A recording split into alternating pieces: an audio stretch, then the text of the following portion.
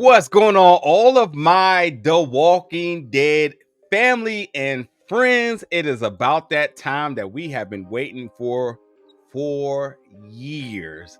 Y'all know me, and y'all obviously know my homegirl Zero Gravity over there. But this is the first time we're linking up for a Walking Dead recap.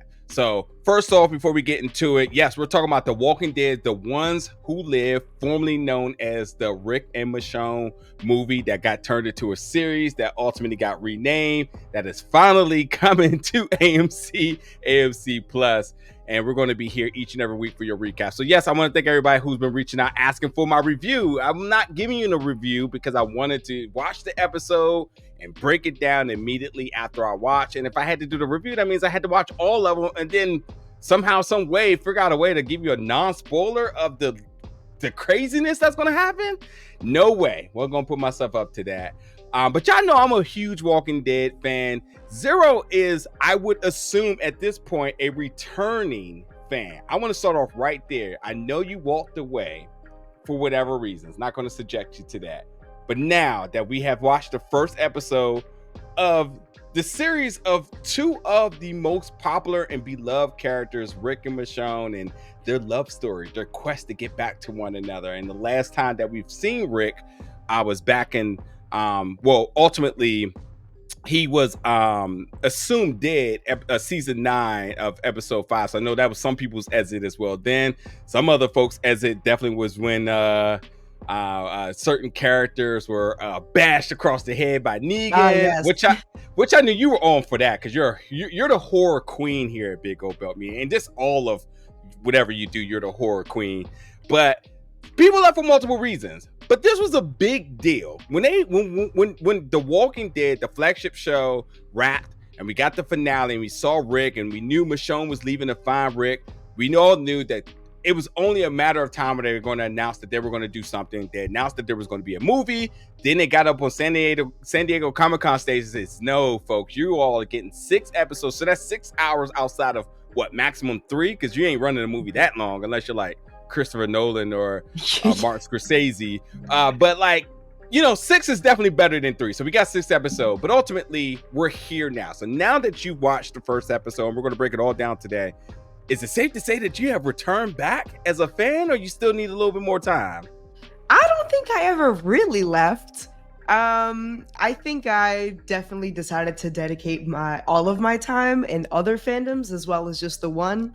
Yeah. Like for example, I kind of just finished Breaking Bad like only a couple years back. Like I was that, it was my one and only. So I have multiple partners now. Don't have all the time to dedicate to be like on it. But since I have left the fandom, I'm still up on my YouTube, so I'll get like the long form recaps to fill myself in.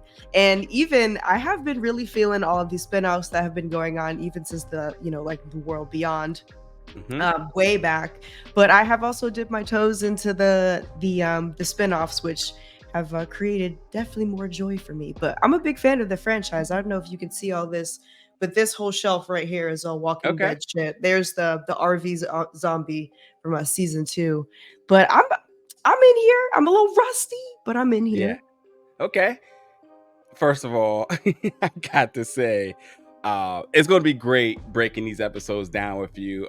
We target this in discussions, team discussions in terms of different projects we were going to pick on. You knew I was going to show up, but the fact that there was a mutual interest in wanting to cover this together, the stars aligned. I'm very excited to be breaking it down. And man, this episode was nuts. Sure was. And this is the most cutest love story in a zombie apocalypse I've ever seen. Rick is going through a lot mentally, ready to off himself multiple times. He has tried to escape multiple times. I mean, I've never seen a measure of love go as far as my man saying, this hand here that I could be gripping that. Well, I'm going to remove that because, deny. But... But he decided that if he was going to get out these shackles, he was going to have to get back to his Black Queen by any means necessary. So we're just going to start off with a quick review. This is episode 1. It is titled Years. I'm going to start off by saying this was a fantastic first episode for this 6-episode limited series.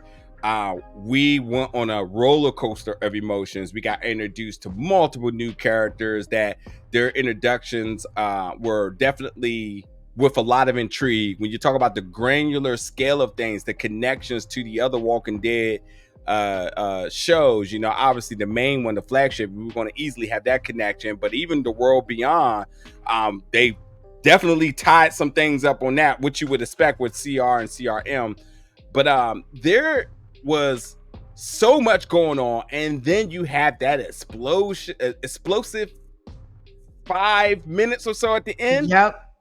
Just to yank us back with some tears. I mean, we got the Rick and Michonne reunion off break, which I appreciate, because they easily could have drugged this out. I honestly, I would have felt like a lot of other things probably would have did that, built up to that moment of the meeting. But they said, we know what y'all here for. Let's get this over with right now. But with this first episode, with the focus of it being Rick, his mental state, his really his dedicated yet undying love for Michonne, and letting her know, like, this is all that's going on. I'm trying everything, and I've given up hope. And if I don't have you, I'll have death. This is Shakespeare at its finest. Yeah. When The Walking Dead first started dropping, I was in middle school watching every Sunday. And this is the type of shit that I want in my Walking Dead fanfic when I go on wattpad.com. If you know, you know. If you were there, you know exactly what I'm talking about. But this is the Walking Dead fanfic of my dreams, personally. I'm sure there's a lot of us out there.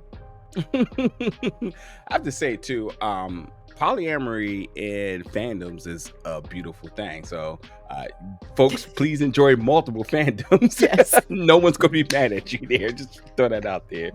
But yeah, I thought this was just a mind-blowing first episode. And while the focus is of our two characters, Rick and Michonne, I think there's a lot of intrigue with our other characters. Okafor, who thought he might hang around a little bit longer, because I'm like, first of all, listen, all bias intended. Black characters in The Walking Dead always have my attention. And this guy is suave. I mean, he has a plan. He has like posture. Like when he's on the scene, you can say like, all right, something's going down. He had a little. He threw hands with Rick. I'm like, okay, this may actually groom into something beautiful. Like they might be best friends. I mean, he believed in Rick. He already told Rick, I vouch for you to be here. And my man got this nice little mini ballistics missile right in his chest. Not expecting that at all. But I love this first episode. To you, before we break everything down, your overall review from beginning to end, just the emotions, your thoughts, and our first episode of the 6. Well, I think this spinoff is a really important one in terms of like the whole franchise. I guess I have to call it a franchise at this point. And I know, because this is the reason that I decided I was going to actually jump into this spinoff as opposed to everything else, or the canon seasons that were coming out later, is the legacy characters. I mean, The Walking Dead is great for its legacy characters, but that's just kind of the name of the game. Like, no one is safe, and that's why the show is so awesome. But to have a reunion of very high tier legacy characters is definitely going to bring a lot of, let's say, older gen Walking Dead people back into the franchise again, because that's what we've kind of missed.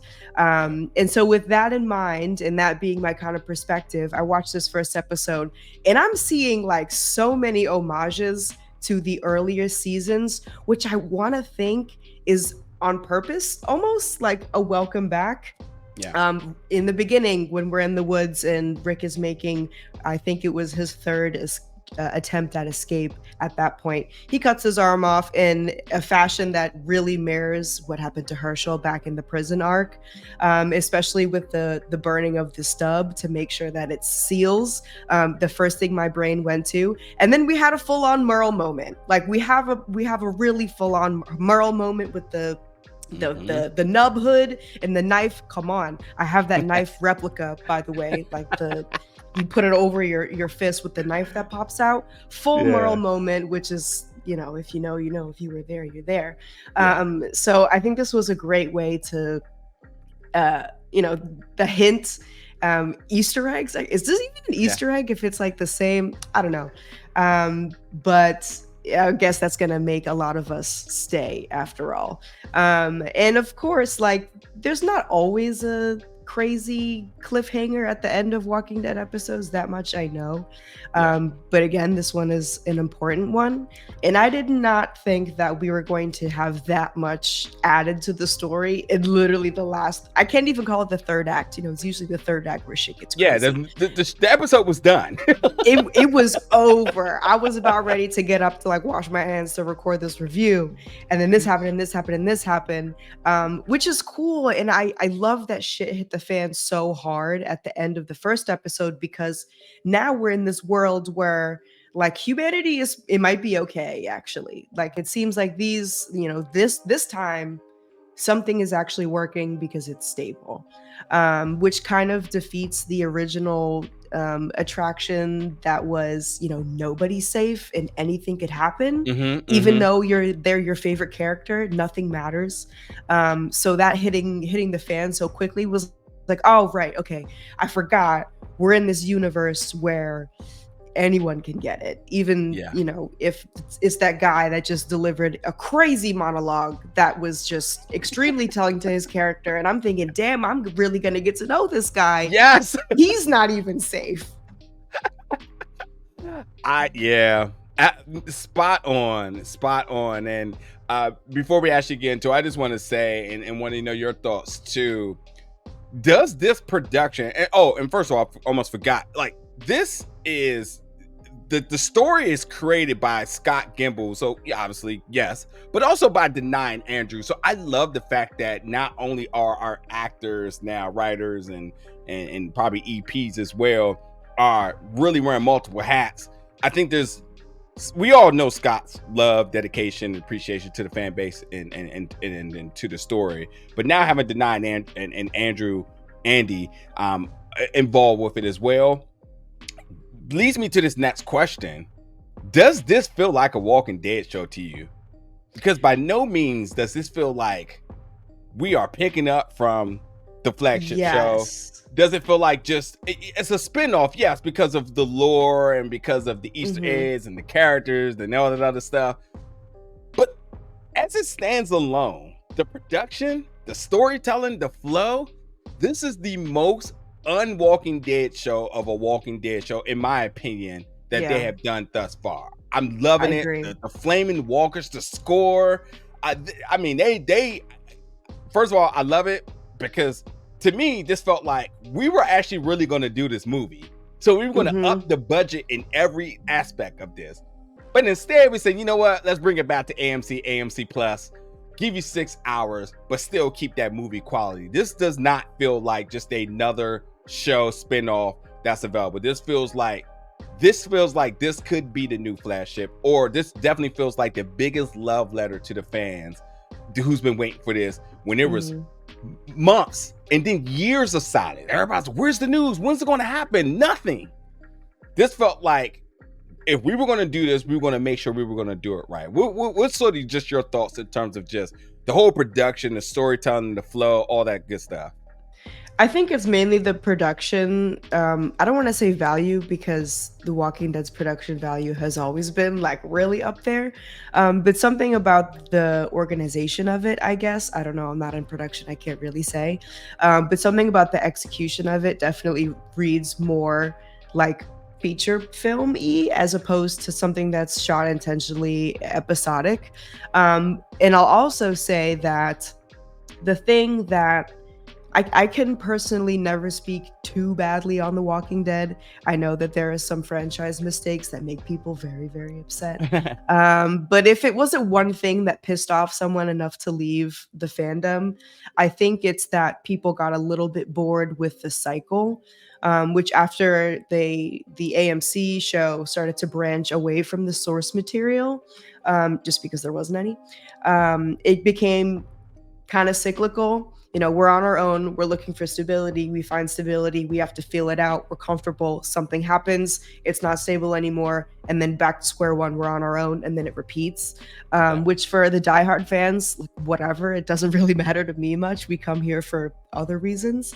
But for casual watchers, people would kind of get a little bit bored of that. And also, I can say kind of the same thing for a lot of the spinoffs, is the same formula. But this is clearly like not going to be that, because we're not even starting at the beginning. So it feels not like traditional Walking Dead formula as of right now. That could change, I don't know. But right now it's still feeling like something different, and it also looks different. I don't know if it's like a filter or something, but it's not filmed the same way that the original and the other spin-offs are. I can't really say exactly what it is, but when something looks like it's for television and then something doesn't look like it's for television. Bingo. Absolutely. Let's move to the episode, folks. So this episode was really with the focus of Rick. I was, as Zero said, we were ready to pack our bags and head on to the next episode, because I thought it was a wrap, because this episode was certainly focused around Rick. And then Michonne shows up at the end, and we'll get there in a second. But this was about Rick, as he is trying to escape CRM. His hope is dwindling, and Rick tries to find his place in the new world. So this is taking place 5 years after The Bridge. So The Bridge is season 9, episode 5, which, Rick presumably sacrifices himself to save everybody else. We thought that was the last time we were going to see our main character since day one. But ultimately, again, as we said, we seen him at the finale, the last episode, as he looked like he was escaping CRM, which we know he had multiple attempts. So they tie all of that up. We see him with the jacket. He was still a consignee at that point. So it just makes sense that they tied that up in a knot and whatnot. But yeah, in the beginning of this episode, we see him looking to put a piece of glass to his neck. And this is an attempt for him to become a walker, is the most sensitive way I can say that. So I thought there was a heavy focus on his mental state. And while his attempt to make himself a walker didn't necessarily equate to a mental health crisis, I think this is a man that is depleted for his love and trying to get back to Michonne and then obviously his daughter. He doesn't know about RJ just yet. Which is interesting, because he has a whole nother kid right there for him. All he knows is Judith, and that's interesting, because that's going to be a huge development at some point when he finds out, like, you just weren't trying to get back to me and Judith. Judith is good, Judith. We knew we instilled all the trust and power into Judith. She's out here okay, but did you know you had an RJ out here? Which is going to be something. But yeah, it's just all about Rick, and he is almost a declaration of love, but also as he looks to be signing off to Michonne by explaining to her everything that he knows about CR and the CRM. And this again goes back to tying into things that had happened in World Beyond. But for you, just to kind of start off on the top of the episode here, we see Rick. They go out on this as a consignee. They're doing a voluntary mission, and the reason why they're not only trying to prevent the walkers from getting near their location, because that's the whole thing with the CRs, that no one knows their location. We knew that World Beyond. They further emphasize it here. So I just want to quickly say that means that you can go back and watch the World Beyond and gain more appreciation for this, or you can just jump into this and still have its standalone appreciation without it. So I think they do a good job in telling the story without assuming how much you knew from the past. But he takes this volunteer job, and the volunteer job is because this is one of his attempts of how I'm going to get out. But they also got a lot of attention on Rick. He's on this leash, which is very barbaric, I guess you could say. But nonetheless, he had a plan ultimately in place.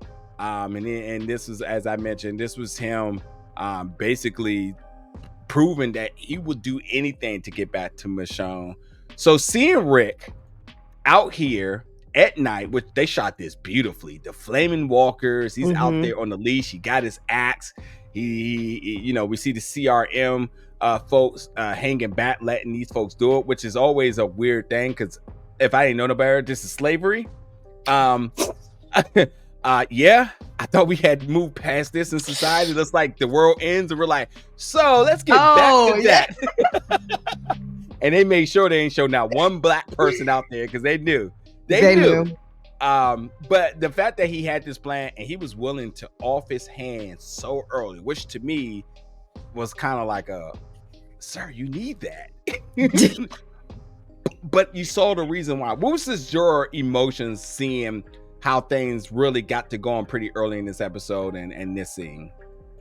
Shocked, really. Especially because you don't know how long he's been at this escape mission by the time that you actually see him cut his hand off. So that's definitely jarring, but also just in good taste to put it at the top of the episode because it may be a love story, but like we're still in the world of The Walking Dead, so it's not like you have a break really. But I enjoyed after, the initial hand pop, seeing how much of a decrepit state Rick Grimes is in. Because we've seen him go through a lot. I don't want to say it's refreshing, but it's been a while. And I think many of us know the cycle of Rick Grimes, which is just up. He really doesn't go in any other direction. So I guess it's setting the tone, seeing how desperate he is right now and definitely making decisions that I don't know if I would make or the average person would. But now it's kind of like, yeehaw, okay, like what's next? Yeah. I like that. If you're going to emphasize how much he loves her by the letters and basically airing out everything that's going on there, actions speak louder than words. Yep. And I'm not saying that in regards to Rick and Michonne, but I'm saying as the viewers, if you loved somebody, then prove it. And I think they make it very clear that this dude has not been sitting on his ass for 5 years, know, because that would be the next question. Rick, we know you, Rick. We know what you're capable of. A man that will stop at nothing to achieve and to succeed and to protect. And he's an A, which is a thing that was a big thing about who's an A and who's a B. And just in case you don't know what's an A and a B, an A is a leader, a B is somebody who just goes with the flow. And Rick as an A, Rick and Thorne, which we'll talk about in a second, are the only A's there because other A's get A. So understand that Rick is truly unique. And we always knew Rick was an A. So when he got recruited, it was kind of like, yeah, of course.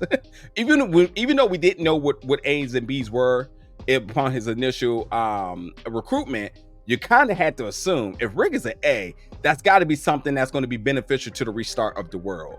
So again, if you're going to say that he's been since 5 years and he hasn't been doing anything, we would literally be talking about that for this first part of this episode. It's like, how the hell does this guy we know that was talking about nothing did nothing? So this was a very good opening to let us know, like, nah, my man has absolutely been trying, and there's no doubt about it. But going on to the next thing, we do have these dream states. This, I can't wait to hear your thoughts about this. These dream states of him and Michonne meeting on the bench. Looks like it's Jersey City, probably, I don't know, Hoboken or something. Looks like they're looking over across from, everybody goes to that one little area in Hoboken. And I'm sure Liberty State Park, I think is what it's called. That's when you know somebody's in love. As soon as they go there.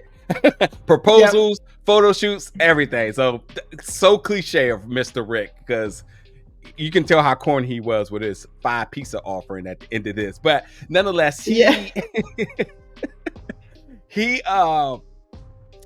in his dream state where this is obviously life normalized. I would almost say this is a measure of consciousness of what him and Michonne first meeting would be like, and how I guess he mentally depicts how the relationship would have grown in a normal setting, minus the zombie apocalypse and so on. What was your thoughts about seeing them in that normal setting and their first introduction? And obviously, as it was very clear that it could not be a flashback because they've never met in that state, but just knowing that that's where he sees them at. What was just your thoughts on that? A little confused at first because I'm obviously thinking about how could this be?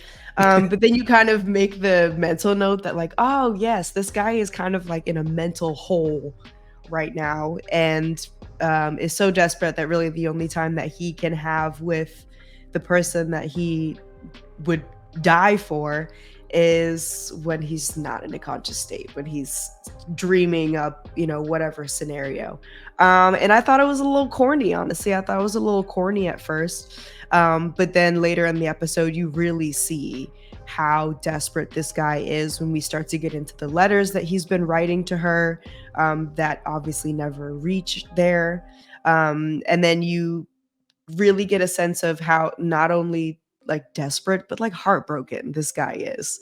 And heartbroken people and a hopeless romantic kind of thing going on. Now it's not corny, and now I kind of just pity him. It's sweet. It's really sweet. In a crazy what if situation. But it also has something to like compare the real world to, which is a little sad. So yeah, it was corny at first, and then you see, how really down bad he is for Michonne specifically, not just like the state of the world, his specific position in this new military, but just heartbroken. And then it seems kind of sweet in a weird way, and that's another thing that kind of like separated the original Walking Dead formula, because stuff like this wasn't really happening and back in the other IPs. But I think it's a fun way to describe how, again, desperate and heartbroken and lovesick this guy is, which, then in the back of my brain, and I'm like, okay, like it's go time, like, all this is for nothing. Yeah, I to jump forward a little bit too, Mr. Rick Grimes. If you're gonna have a black queen, you better make sure that she is put on that pedestal that she deserves, and just and like that, just like that, because all jokes aside, I'm protective of Michonne. She's one of my favorite characters. Denies is one of my favorite people. Fantastic actor. I love that Rick is an A. We'll just say, obviously Michonne is an A too, if we're going by CRM or CR classifications here. But I love the fact that like this relationship wasn't just a formality of who's left on the earth. This was definitely a true depiction of love, companionship, and the fact that he has to tap into this almost subconsciousness to connect with her, to motivate him. The Michonne that we know would absolutely be right in his ear, like, boy, giving up? Hell nah. What you talking about? I love that, like, he used this as a way to connect with her, and Michonne is that force that we know her to be there, be strong, to know that even in the what could almost seem as the end, that she stands there and says like, this ain't the end, this ain't time to be given up. And that ends up putting that extra little bit of battery, that extra little bit of hope that he needed to continue on. So even when he was at the moment of him wanting to become a walker, being able to tap into that, I think is beautiful. I think, I honestly think, to be like very transparent, I think when you talk about companionship and relationships, that's the relationship you need. You need to be able to tap into your partner, let them be living right in your consciousness.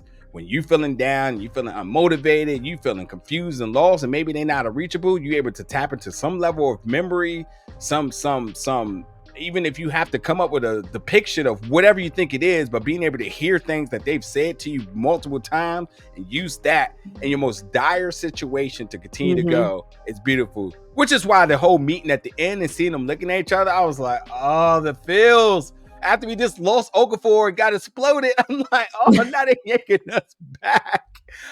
I love this episode. I can't stress enough. Let's get down to some things. And obviously, folks, y'all get in the comments, let us know if you're liking how we're kind of going about the pacing of things here. Anything else you want to talk about? I know we're not going to be so big and heavy on like the Easter eggs and whatnot. We want to talk about each episode, break it down, and give you all our thoughts, our reactions, and all that other good stuff about it. But with this episode, I mentioned Okafor because we got some new characters. So we talked about Okafor, who Well, this guy clearly wants to be Rick's best friend, see something in Rick, also see something in Thorn, also hearing about his past and his doings. Talks about he blew up Yes. Atlanta. He blew up Atlanta. Mm-hmm. Interesting. He blew up LA. But did he blow up Godzilla? No. Definitely not. And that's why he's dead. But is he part of Monarch? No. And then he said he was going to blow up Philly, but his wife was like, why are we doing this? Why do we need another cycle of this senseless killing, who's also was part of the military? I wonder if there's some connection there. I'm sure you all are deep in the lore trying to figure out who his wife is and whatnot. I mean, you mentioned her name, but I don't know if there's another appearance of her or whatnot. Estelle is her name. But he says instead of blowing up the another city, instead of having that conversation or even trying to be sided with his wife, he kills his wife and killed another 4K to save hundreds of thousands, which I hate that philosophy, to kill some to save the other, the preservation of life. Not a fan of it. But we're just understanding that this is just who this guy is, his involvement, and so on. And then we get Thorn, Thorn is, as I mentioned, Thorn looks like she loves whiskey.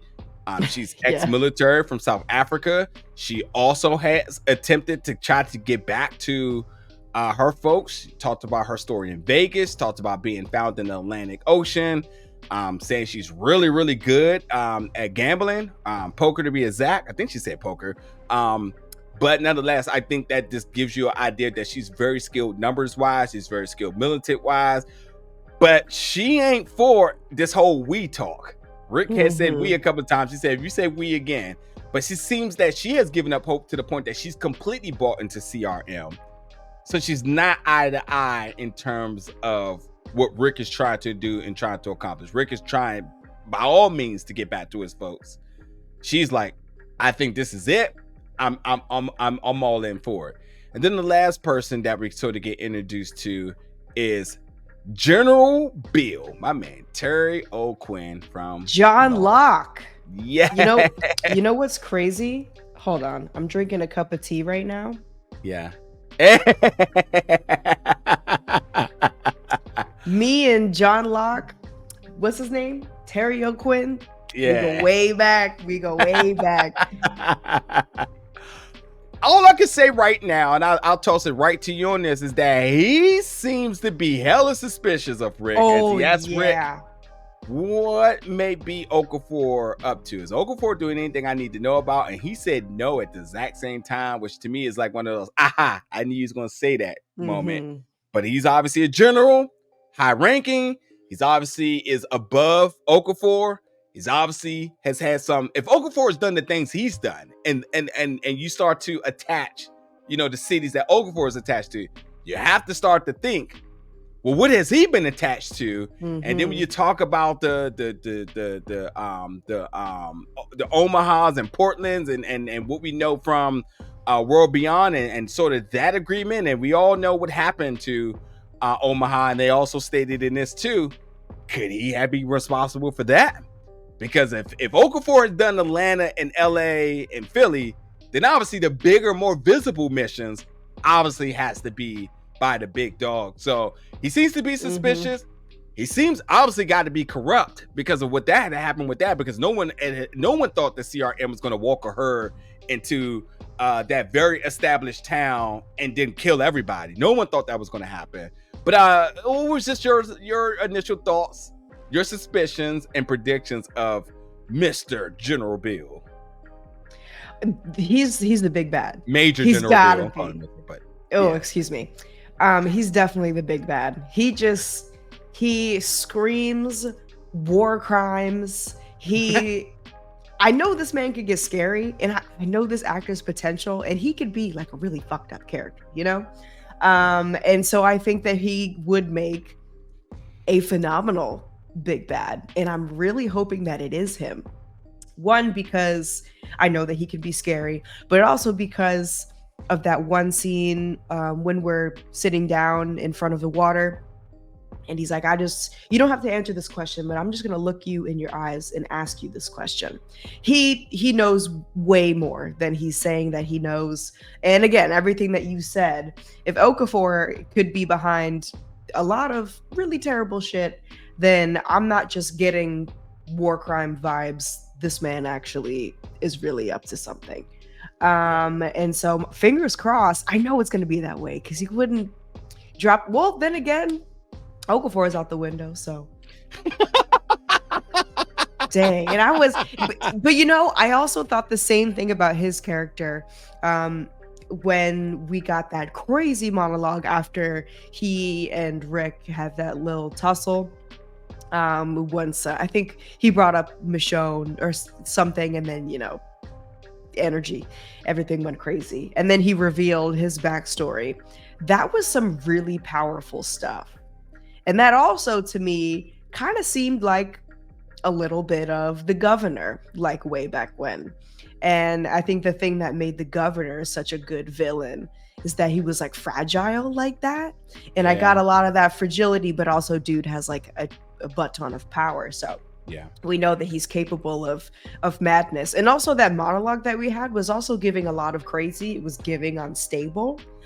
So I really wanted to see like how, because in the beginning he was like very composed and just like generally a really attractive character, like the way that he held himself, again, like we talked about earlier, the way that he talked to Rick in the beginning, like, I'm your friend, kind of like a voice of reason type thing. And then he flipped so quickly. I was really interested in seeing more of that because like, okay, this guy can get crazy. I don't know, RIP, that sucks. But now Major General Beale is here, who definitely has a more reserved kind of like, I don't know if we're going to see anything of what he could really do until later on in the series. But it's definitely there, and I'll be waiting patiently. Yeah, no doubt. Big casting, so there's big things to come. He does give you more of the old guard feel, and obviously by the philosophy of Okafor that he's trying to change things internally, he ain't working through Major General Bill on that notion. So he's starting with the newer folks, the A's, that he feels like could come in lower rank, infiltrate from the bottom, start to way up. As he mentioned, once you start to really get up in rank, when you start to get like when you get the echelon briefings, that's when you get all of the secrets. And he certainly foreshadows that is to come with at least one of the two of them, if not the both of them down the line. So I'm definitely looking forward to that for sure. And I think the other thing I would say is I think that Major General Bill has probably some concrete evidence as to why he didn't trust Okafor in the first place. And I guess he's just trying to see how Rick is going to play out with that. So I think, it's going to be interesting to see how that sort of develops. Another really quick character we got was Esteban, who's played by Frankie Quinones, who's a comedian. And he's a consignee, but he helps Rick with the waterways plans and another attempt of Rick to try to get out. Other than that, I mean, we got a couple other little things. We get the little girl who was out there on her own. And she was her parents were killed. Her parents were turned into walkers, and then Rick killed them. And she, like, you killed my mom, but she's out there, she survived. If anybody do not know why she survived, because she has the guts and all that stuff. But the interesting thing is she's been out there she's been on her own trying to survive for at least 2 days. So she's being brought in. She was an asset that they went after. Not sure she's going to have value or anything later down the line. But what's important to her is that what I love about this character Rick is like a product of his environment, because throughout every season he's met so many different folks that their influence, their teachings, their experiences, whatever, has made Rick into the person he is. So you talk about the governor, you talk about Shane, you talk about even now with Thorne. Everybody is fueling Rick with this knowledge of like, what does it mean to be where you're at? Where did I come from? Understanding who you are, your great benefit, potential. And he's like, he metabolizes all of this and still has means of like using that in a positive light, because the sort of the guilt that she put a thorn put on him. Like, this little girl also wants to get back to her loved ones, but she can't. So this is her new home, and she's just going to have to deal with that. You need to understand that your ones out there aren't lost. You are. So that was hard. You might just want to just, stay, keep set up camp and just let it be. So I love that, like, Rick was really thrown a lot of different things from folks. Bill, Okafor, Thorn, his own consciousness. Like, he's getting a lot. He's seeing the stuff on the news on what's happening. There's a lot that this man is dealing with mentally. And I like how he still takes it all and sort of like metabolize it in a positive light. One other thing I was going to really quickly say too is the difference between Okafor and Major General Bill is Okafor seems to be showing a sign of empathy, and that ain't something that you see a lot in the zombie apocalypse. You are right. Spot on with the governor, which is why it makes it so much more interesting to see how General Major Bill is going to be, because he seems to be lack of empathy, very and seems to possibly be unapologetic for his war crimes and what he does. So it's gonna be interesting what goes on there. You were gonna say something there. Well, off the top of my head, Major General Beale is more of like a Gus Fring, like real nice guy on the surface, but then you look into his eyes when he says that one sentence that's kind of weird, and you realize that, oh, this guy is actually like naturally evil. And I don't remember what I was gonna say before. I don't remember. But anyway, moving on. Well, there's that.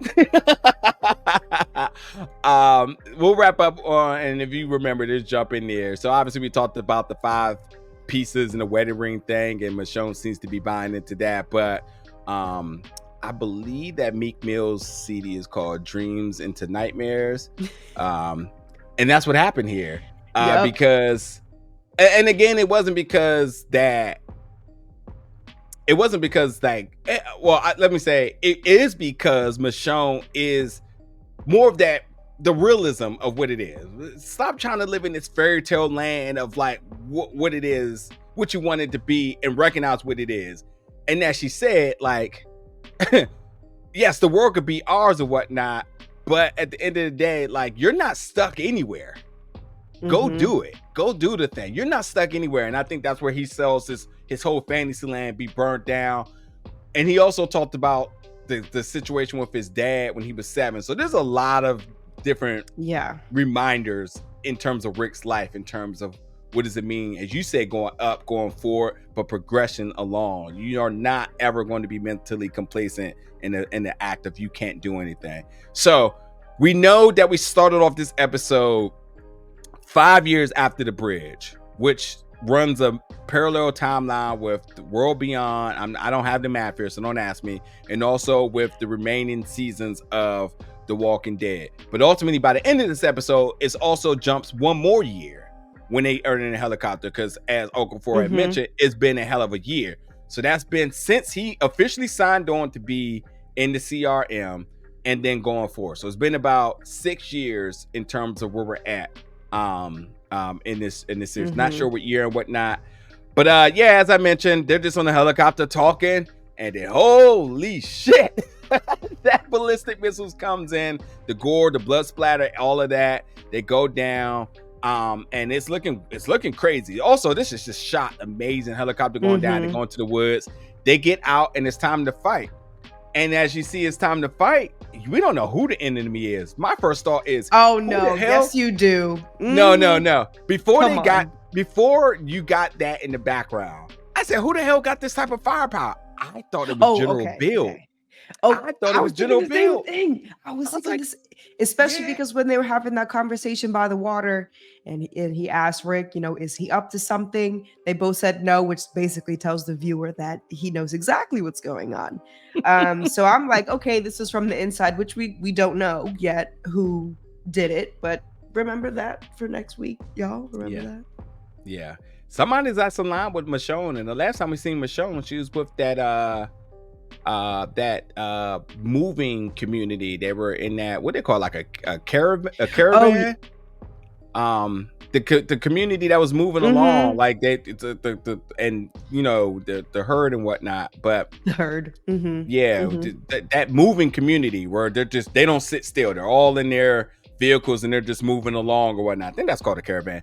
But nonetheless, that's the last folks we had seen her with, so could it be them? But like, they ain't looking like they got that type of firepower. So I'm like, yo, who the hell is Bombs Over Baghdad over here letting it rip? Shot the helicopter down with no problem, no issue. I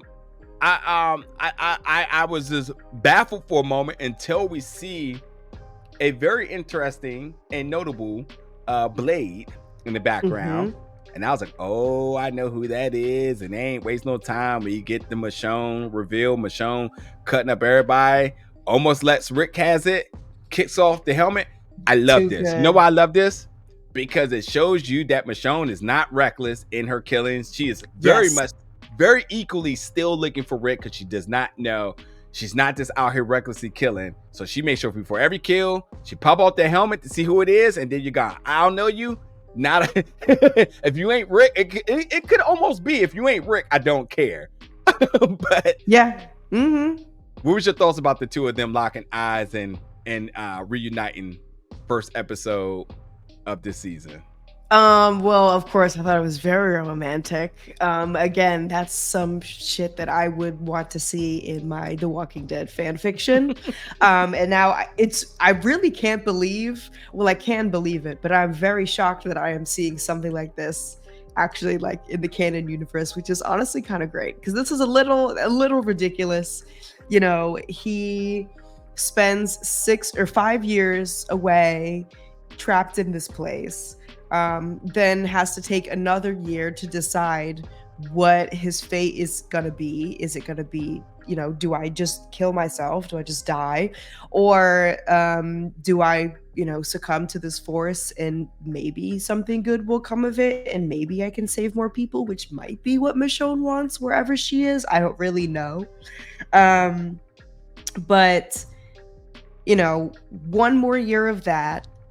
And then the day that he committed a year prior when he signed up for the force, but he mentally, exactly, like that whole year he was probably battling, you know, am I still going to try to break away and see her? And then finally, after an entire year of being in that position, then he's mentally says, okay, you know what? I'm just going to commit to this. And that same day, actually, no, mind you, that same moment, he gets reunited with her after 6 years of trying his damnness, giving up, fighting with it a little bit, and then finally coping. And that same moment, it's like, all right, this is a little unbelievable. I don't give a crap. I don't, because that's why I came here to watch this show, and I could only hope that it would be as dramatic as it is. So I'm very pleased, very pleased. And I also got a little bit of nostalgia here, because the first time we saw Michonne in her entry into the AMC series was in the forest like this. I think it was nighttime, but similarly, I think it was Andrea who was needing help in the forest, and then she comes along to save her. And guess what? Now she's back wandering the forest by herself. And here is Rick, who definitely needs saving. And she's here once again, for the 1,000th time, here to save the day. Thank God. But I was not thinking we were going to get this early. I really thought that they were going to make us wait until episode 2 or 3 to finally get the reunion, because they love making us wait. It's such teases, but they rewarded me handsomely, and I'm very pleased with it. Agreed. I think my last and final thing I would say is, definitely thought it was Okafor. I thought Okafor had served his life's purpose, gave his legacy to giving Rick the ultimate monologue of all time, after he told him he believed in him and told him about his potential, where he was going to see him just promotion after promotion in his military, and just being a stand-up man, even after him saying, like, I know everything about you because I had to protect you, because if you had done something wild, they were going to send me to kill you, so I had to do what I had to do. So he understood Rick's motivation and still was there to be along his side with him and so on. Also, I thought that was very interesting because they had that very uncanny conversation about there's no more A's and B's there, and basically saying, when you know, you're going to know. And this is like on comms in front of other soldiers. I'm like, he really trusts him now. You know what I mean? So yeah, and then ultimately going down, him blowing up, and Michonne in there. That's the end of that. So there will be no more A's and B's. There will be no not more after A's this. Yes. Anywho, we're wrapped there, folks. Next week we'll be back with episode 2. Episode 2 is titled Gone.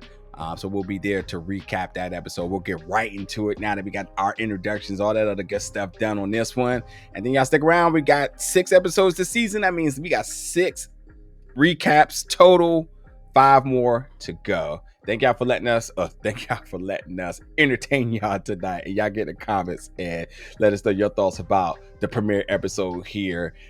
Things you picked up on, things that we might have missed in discussing, all that other good stuff. Yeah, we skipped about the tunnel and him faking his death and all that other stuff. Him fighting and getting some combat action in there. We skipped all that. I know we watched it. We know what happened, but we wanted to hit on the big things. So yeah, just let us know anything else y'all want to talk about in the comments. We'll be down there to discuss. But until next week, y'all be safe, y'all stay alive, and don't get walkified.